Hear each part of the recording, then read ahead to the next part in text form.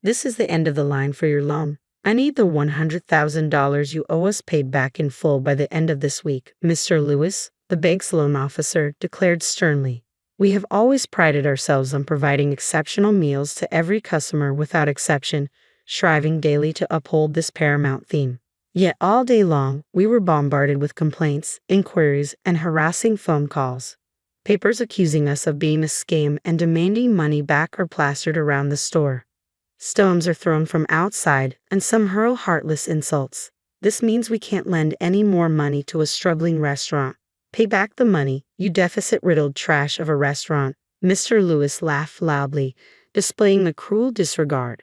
He embodied the worst kind of man, an arrogantly incompetent figure who understood nothing. Determined to protect our store, our customers, and our employees, I decided to send the foolish Mr. Lewis straight to an endless hell from which he could never climb out. I am Sophia, running a fine dining restaurant at the age of 71. I married Joseph, who was years my senior, when I was 30, and together we were blessed with a daughter, Grace. 40 years have passed since then. Grace is now married and has left home, and Joseph is no longer with us. This fine dining restaurant, passed down through Joseph's family for generations, has mostly been left to me, as most of his relatives have passed away due to old age, with no younger generations to take over. Running a restaurant is harder than one might think, and every day is unbelievably busy. But I am supported by loyal customers who have been with us for years and suppliers who provide us with fresh ingredients. I find fulfillment and motivation to keep going.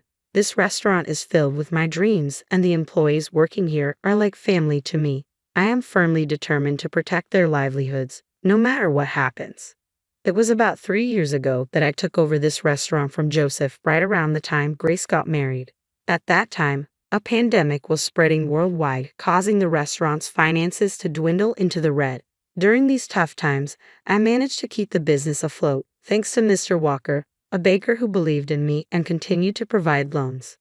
Mr. Walker's bank has been taking care of Joseph's family for generations. When I took over, Mr. Walker was assigned to handle our account.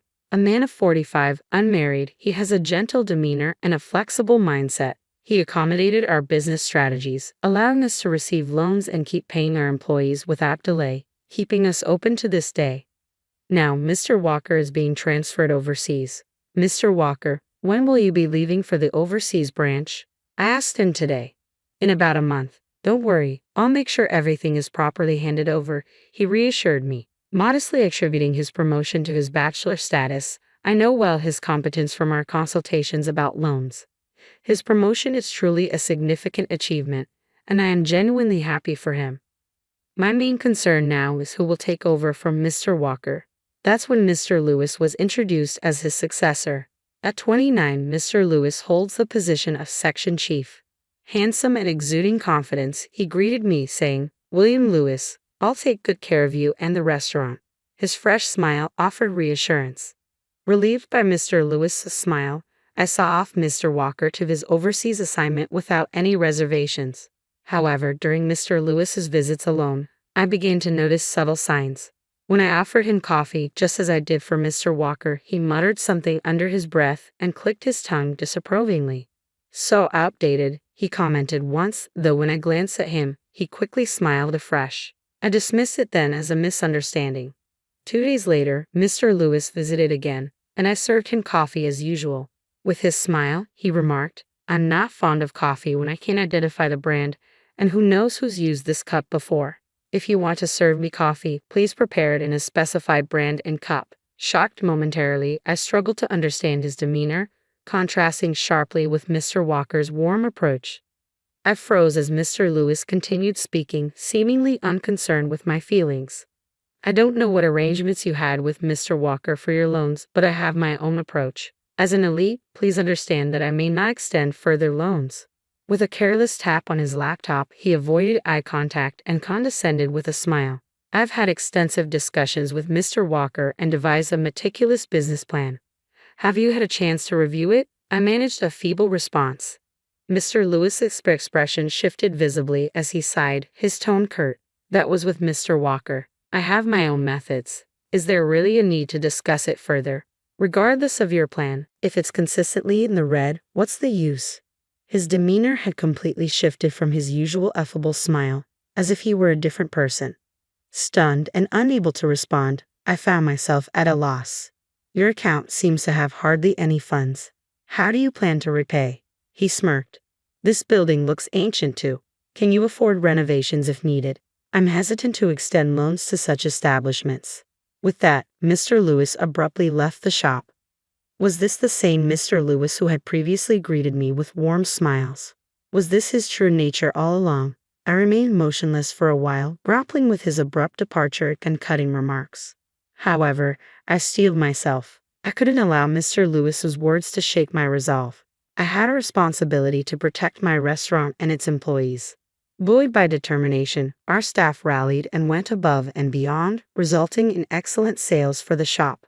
I refused to let Mr. Lewis have the final say. As the shop's sales began to stabilize, a newly hired employee rushed over to me in a panic. Sophia, you need to see this. He handed me his phone, and I adjusted my glasses to read the screen. I couldn't conceal my shock at what I saw, a scathing social media post criticizing the restaurant. This place is awful. The fish and vegetables weren't fresh. I demand a refund. The staff, especially an older woman, were the worst. This so-called fine dining restaurant is more like a scam. Though the post didn't name our restaurant directly, there was a photo of our exterior attached. It's spreading on social media, the employee added urgently.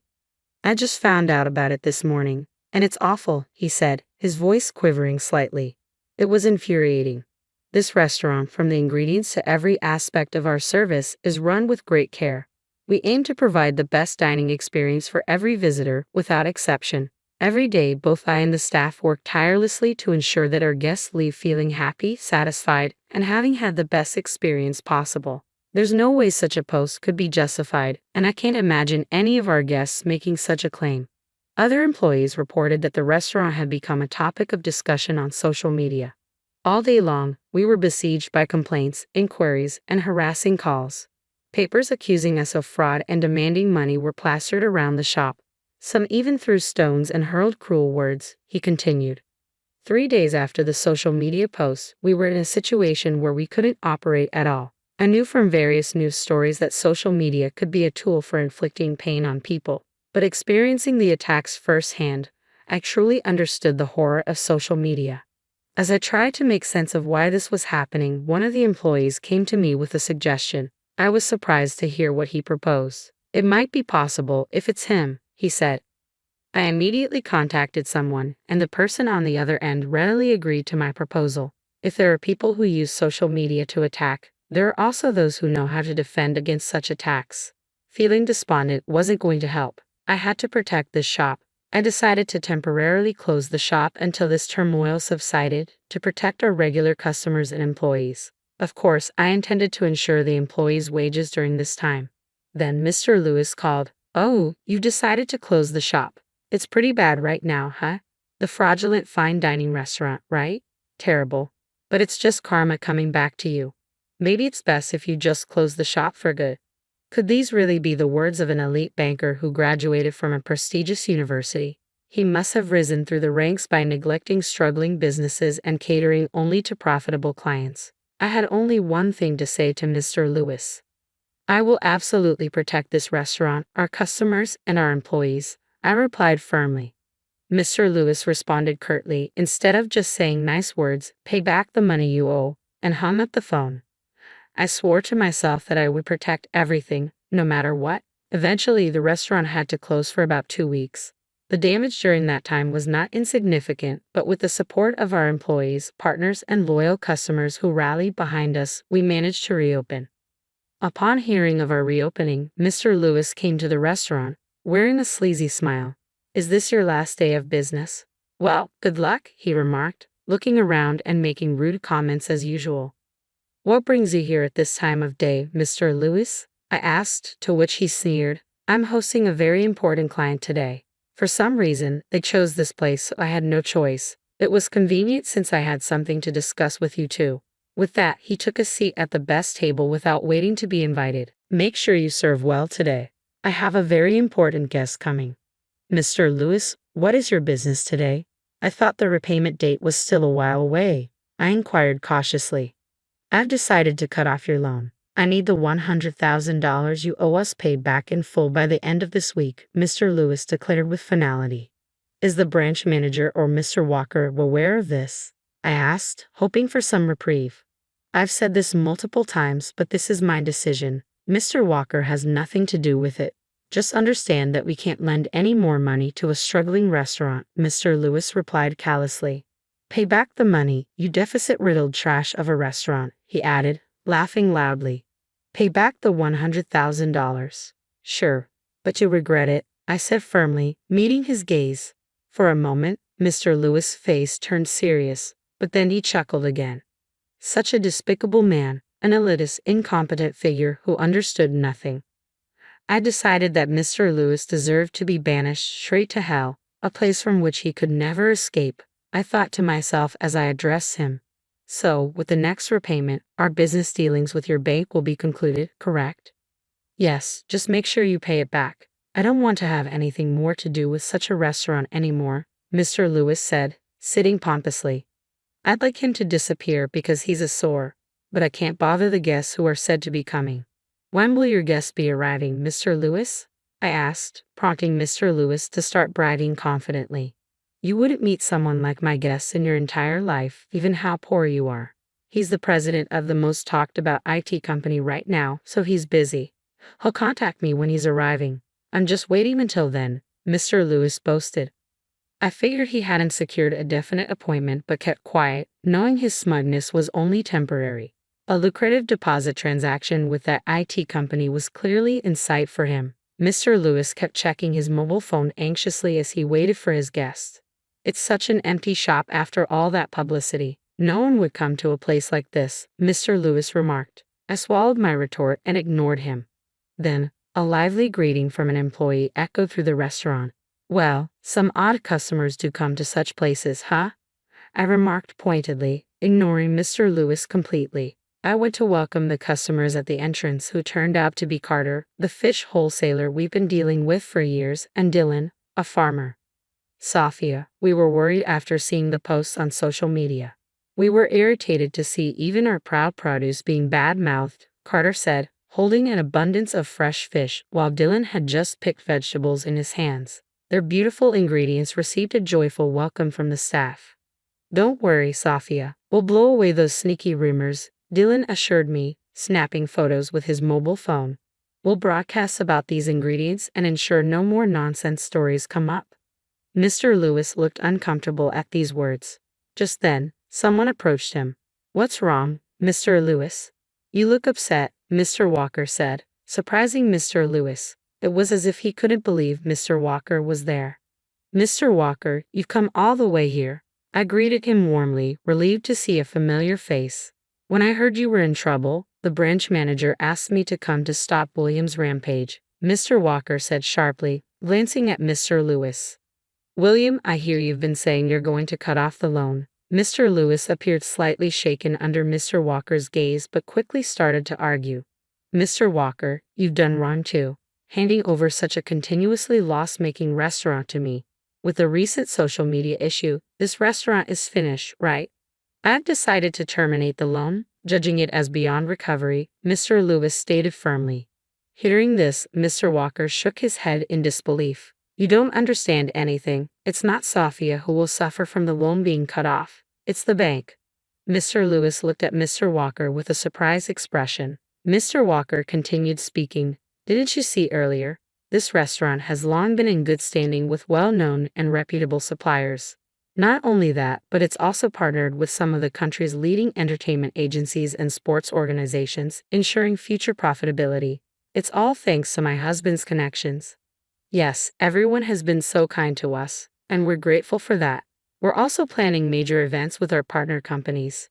Didn't you read that in the business plan? I interjected, adding a hint of sarcasm. Mr. Lewis countered sharply. Partnerships, you say? But those are just your husband's connections, right? And he's not around anymore. In the long run, who knows how long those will last? Besides, with all this commotion, it seems the producers have already taken care of that. Moreover, the malicious social media posts appear to have been deliberately written with ill intent, so explaining the situation should clear things up with the other party, Mr. Walker explained calmly. Mr. Lewis still looked unsatisfied. You don't have much in your bank or anyone else's. How do you plan to pay your employees and expenses without our loan? I didn't want to reveal everything to this man, but it couldn't be helped now. I've always preferred not to hold much cash. Most of my assets are in land, apartments, and gold. So if we can no longer receive loans, I'll just convert a bit of gold into cash, Mr. Walker stated, delivering a harsh reality check to Mr. Lewis. In other words, by your arrogant mistake, you've squandered significant benefits that Sophia could have brought to the bank. Mr. Lewis turned pale upon hearing this. Sophia, I'm sorry for making you go through this unpleasantness, he muttered. The branch manager who appointed William as my successor deeply regrets it. He had high hopes for William and is disappointed. He plans to come and apologize in person. Mr. Walker bowed deeply to me. Neither Mr. Walker nor the branch manager were at fault in that sense. I, too, was to blame for being fooled by Mr. Lewis' initially charming demeanor. But that's a different story. Mr. Lewis, who had hurt my shop, my employees, and everyone involved, needed to face further consequences. Mr. Lewis, you've been talking about the restaurant causing a fuss, but you're the one who initiated it, aren't you? I confronted him directly. He turned away, pretending not to know. Even if Mr. Lewis wouldn't confess, we had solid evidence. Andrew, would you come here, please? I called over a man. Andrew, my daughter Grace's husband. Andrew began speaking in front of Mr. Lewis. We investigated the critical posts about this restaurant. While the details are confidential, we identified the IP address and found it originated from Mr. Lewis's mobile phone. Mr. Lewis' face contorted. Normally, people post from more difficult-to-trace devices. It's bold of you to post from your own mobile phone, Andrew remarked sarcastically. So what? Posting something doesn't make it a crime. There's something called freedom of expression. Don't get so smug over something like this, Mr. Lewis retorted, clearly unnerved. When someone posts content on social media that damages a store's reputation, it can be subject to defamation laws. It might also infringe on laws against insult or business interference, Andrew explained calmly. We'll consult with a lawyer about this part later. I never imagined we could pinpoint the culprit behind the social media attacks. An employee suggested it might be possible, knowing Andrew's capabilities as the president of a highly renowned IT company. My words seemed to strike Mr. Lewis particularly hard. Speaking of which, Andrew, didn't you mention you had a meeting scheduled here today? Has your guest arrived yet? I asked, though I knew I was being somewhat pointed. Yet this level of vindication was mild compared to the malice we endured. It seems they have arrived, Andrew replied calmly. But there's no need for further discussion. Nice to meet you, Mr. Lewis. I'm Andrew, the one you were supposed to meet regarding our company's deposit. I'll be voiding that agreement. Mr. Lewis' face contorted noticeably. Before he could react, Andrew continued, It seems Sophia has been greatly assisted by you. Mr. Lewis collapsed to his knees right then and there. Eventually, the branch manager, contacted by Mr. Walker, arrived to take Mr. Lewis away. The branch manager deeply apologized, promising to visit again later to celebrate the restaurant's reopening. Longtime regulars and supportive customers gathered afterward, making it the liveliest day the restaurant had seen in a long time. Mr. Walker, who had returned from overseas, informed me about Mr. Lewis' fate. He faced significant claims for damages. Despite the cancellation of my loan and the deposit agreement orchestrated by Mr. Lewis and about to be finalized by the branch manager, I remained grateful to the bank. If not for Mr. Lewis' interference, I would have liked to continue our transactions. As a final act of defiance, Mr. Lewis lingered at the bank for a while, achieving an early promotion to section chief and aspiring to become a department head. His luck ran out, however, when he targeted our restaurant to diminish its reputation and sales by posting malicious reviews on social media. His selfish and malicious intent soon caught up with him, resulting in a transfer to a regional bank. Shortly, he would receive a legal notice from me detailing charges of defamation and business interference. The weight of his actions, hurting others for personal gain, would haunt him for life. On a brighter note, I was approaching 72 years old. Despite everything, my loyal customers continued to visit, and our partnerships with suppliers remained strong. All the employees continued to show up for work diligently. Preparations for the events outlined in our business plan progressed steadily. However, I couldn't deny that my body wasn't as cooperative as it used to be. Just as I contemplated retirement, Grace stepped up with a heartfelt offer. Mom, I'm always ready to take over. Take a break whenever you want, Grace said earnestly. Her offer made me reconsider retiring and moving overseas to be with Joseph. Reflecting on my life, I realized how much support I've received over the years. With this in mind, retirement seemed further away than ever. I resolved to dedicate the rest of my life to giving back and nurturing my dream.